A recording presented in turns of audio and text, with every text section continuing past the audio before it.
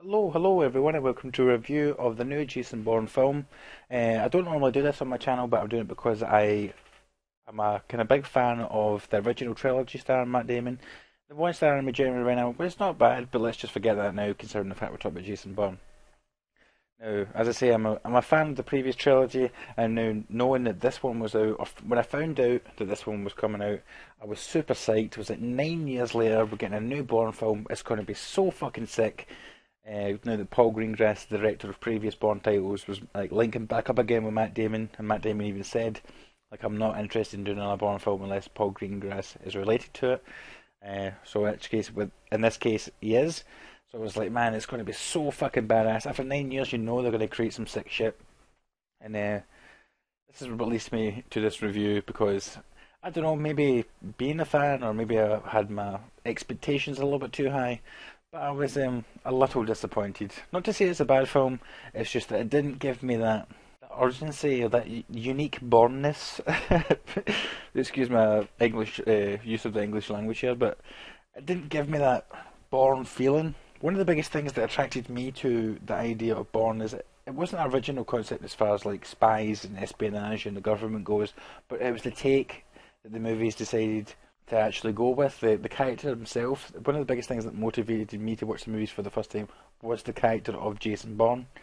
Like, I wanted to know how he got to who he was. I wanted to know how the government was involved. I wanted to know how he was going to resolve the situation. And with each installment of the franchise, you got to know a little bit more and a little bit more until eventually it was concluded in Ultimatum.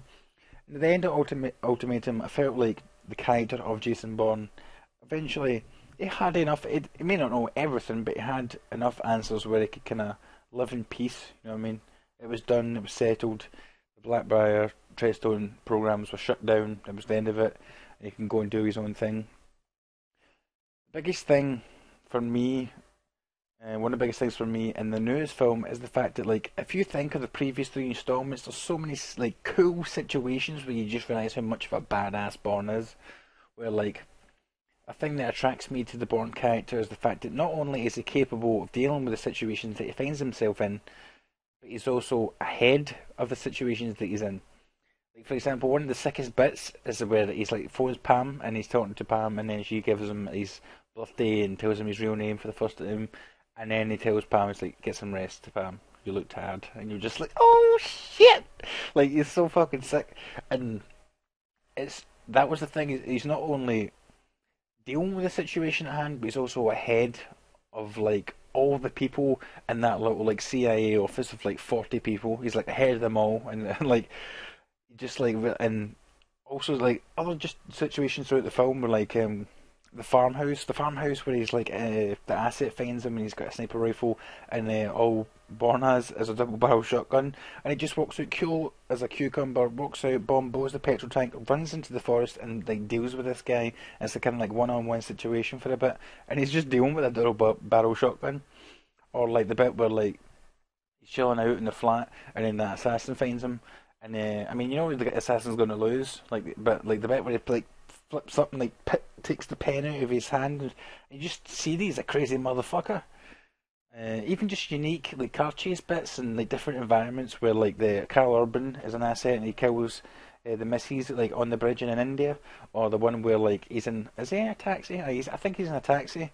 Born, I mean, and he's on the underpass and he gets that guy in the Land Rover and just fucking booyah, like slams his ass up against that concrete thing. There's so many cool Bourne moments. I feel within this Jason Bourne film, it doesn't really have that. Now, without giving any spoilers, I would say there's two moments I say in the film where you're really like, holy shit, or like I was surprised by that. Which one was, I will say, is he's on a motorbike at the kind of reasonably start of the first half an hour of the film. I'd say so somewhere near there. Something happens. I was like, oh whoa, I was not expecting that. And the last 10 minutes of the film, which is really it. The last 10 minutes of the film to me feel like would have been a moment in the previous trilogy, would have happened like halfway through. It just felt like it didn't have the urgency or the. It was a Bourne film. It felt like a Bourne film, but it didn't have that. Do you know what I mean? I've said it already, but like just that tenseness, that unique nature, that urgency in your nuts. You're just like, oh man. Even the characters in other Bourne films, even the bad guys, you're like, oh man, this guy is such a dick. I cannot wait to see this guy get fucking killed. Like, do you know that, like, whenever you watch even a TV show and there's a guy that's an asshole in it and he survives for like 2 seasons and then eventually dies, you're like, fuck yeah, man, kill that motherfucker. But in this film, it didn't really happen. Like, there was no characters I was like, oh man, this motherfucker needs to die. And maybe it was because the other three, as I say, they were a trilogy, so it kind of built up and built up, and there was like characters that were in a couple of the films, and eventually so there was like a like a waiting for it, a waiting for that justice to happen. Where in this film, it didn't really, because there was a few new characters that came out of the blue, and you're like, well, I mean, there's one person in it, a female CIA agent. I think she was called Heather, and I was like, ah. I couldn't really give a shit about you. Don't really know why you're in the film. Okay, and there's supposed to be a bit of a twist to it. That's what I thought anyway. And stuff gets revealed at the end, of course, but I'm not revealed that. But I was like, really, man? Like, that kind of sucks ass. I mean, you can tell me am I being too much of a fanboy about this shit? Was I expecting too much? Were my hopes too high? Did you like it? Do you think it was great? Do you think it was fantastic? Did you think it was incredibly boring? Or did you think it was somewhere in between like me? I mean, if I have to give it a number because that's how these systems work, I would say I want to give it like a 5 out of 10. I'll give it a 6 out of 10 because it's Bourne, and I have to just because Bourne's my boy.